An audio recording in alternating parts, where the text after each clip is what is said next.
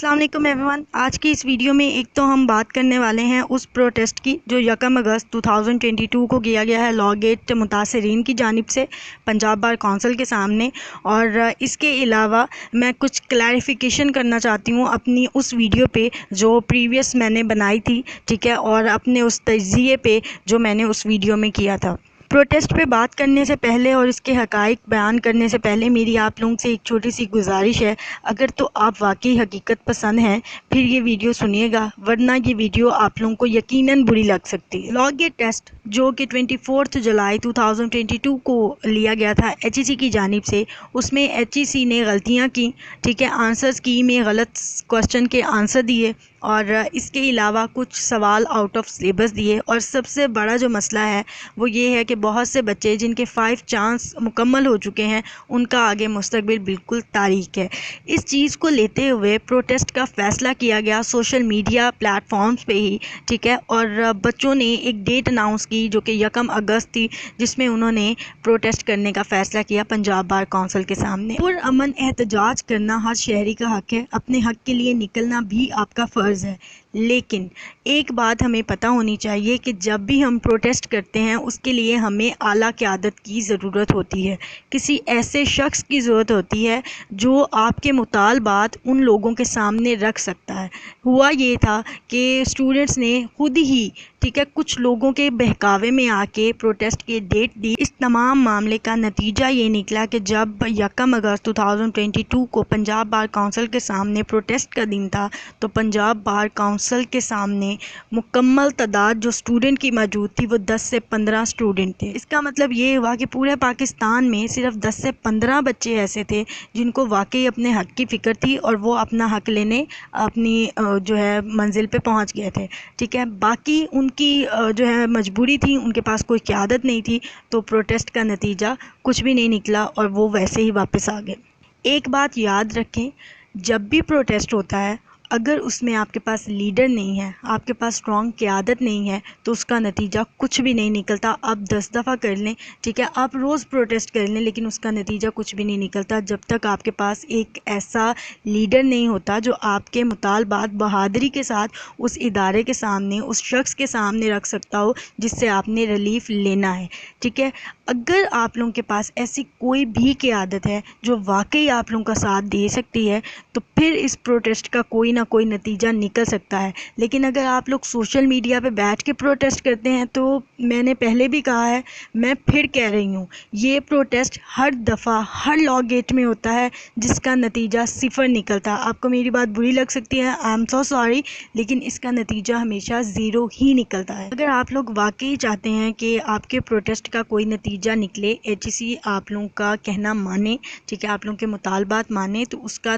طریقہ کار یہ ہے کہ سوشل میڈیا جو آپ یوز کرتے ہیں ٹویٹر کو یوز کریں, ٹھیک ہے, ایک ٹرینڈ سیٹ کریں, اپنے دوستوں کو ٹیگ کریں, ساتھ ایچ ای سی کو ٹیگ کریں, ٹھیک ہے, اور ان لوگوں کو ٹیگ کریں جو اس مسئلے کا حل نکال سکتے ہیں, اور ایک ٹرینڈ سیٹ کریں, ٹھیک ہے. جب ٹویٹر پہ ٹرینڈ بن جائے گا تو جس طرح پہلے بچوں کے مطالبات ٹویٹر کی وجہ سے مانے گئے ہیں تو آپ کا بھی یہ مطالبہ ایچ ای سی ضرور مانے گی. لیکن اس طرح صرف کسی کے کہہ دینے سے 4-5 بچے آ جائیں گے, پروٹیسٹ ہو جائے گا, تو اس کا نتیجہ یقیناً کچھ بھی نہیں ہے. اب بات کر لیتے ہیں میری ریسنٹ ویڈیو کی جو کہ ابھی میں نے حال ہی میں اپلوڈ کی تھی, اور آپ لوگوں کی جانب سے جو کمنٹ آئے تھے مجھے اندازہ تھا ایسے ہی آئیں گے, تو میں تھوڑی کلیریفیکیشن کر دیتی ہوں. سب سے پہلی بات آپ لوگ یہ جان لیں کہ میں بھی لاء گیٹ دے کے ہی جو ہے وکیل بنی ہوں, میں بنا لاء گیٹ کے وکیل نہیں بنی, ٹھیک ہے. دوسری بات, لاء گیٹ ٹیسٹ میں کنڈکٹ نہیں کرواتی, میں تو کیا آپ لوگوں کے جتنے بھی ٹیچرز ہیں ان میں سے کوئی بھی کنڈکٹ نہیں کرواتا, ایچ ای سی کنڈکٹ کرواتی ہے. تیسری بات,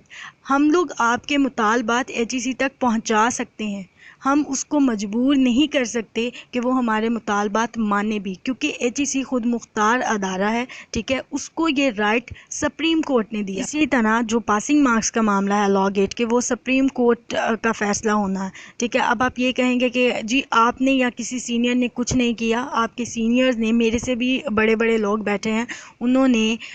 کیس دار کیا تھا, لیکن اس کا فیصلہ سپریم کورٹ نے ہمارے خلاف دیا تھا, یعنی کہ انہوں نے نمبر ریڈیوس کرنے پہ فیصلہ نہیں دیا تھا، بلکہ 50 کے 50 نمبر ہی رہے تھے۔ ایک ایلیگیشن یہ ہے، میں نے یہ تمام باتیں اس لیے کی کیونکہ میں بھی ان سب میں شامل ہوں اور ایچ ای سی کے فیور کر رہی ہوں۔ ایک بات یاد رکھیں، ایک ہوتی ہے آبزرویشن، دوسرا ہوتا ہے ایکسپیرینس۔ آبزرویشن آپ کی پھر بھی غلط ہو سکتی ہے، ایکسپیرینس کبھی بھی غلط نہیں ہوتا، ٹھیک ہے۔ جب میں نے لاء گیٹ ٹیسٹ دیا تھا تب بھی یہی سب تھا، ایچ ای سی نے غلطیاں کی تھی۔ آپ جتنے بھی پریویس لاء گیٹ ٹیسٹ ہیں اٹھا کے دیکھ لیں، ان لوگوں سے پوچھ لیں جنہوں نے لاء گیٹ ٹیسٹ دیے ہیں، وہ یہی کہیں گے کہ ایچ ای سی نے غلطیاں کی تھی۔ اور اس کے بعد ان سے یہ بھی پوچھیں کہ ایچ ای سی کے ریمارکس کیا تھے، تو یقیناً ان کی بات مجھ سے مختلف نہیں ہوگی، وہ بھی یہی کہیں گے کہ ایچ ای سی نے اپنی غلطیاں نہیں مانی تھی۔ ہم نے بھی بہت رولا ڈالا تھا، میرے کولیگز تھے، میرے ساتھ تھے جو انتہائی لائق بچے تھے، انہوں نے اپلیکیشنز دی کسی طرح ایچ ای سی اپنی غلطی مان لے، اور ان کو گریس نمبر نہیں چاہیے تھے، ان کو وہ نمبر چاہیے تھے جو ان کے ٹھیک تھے،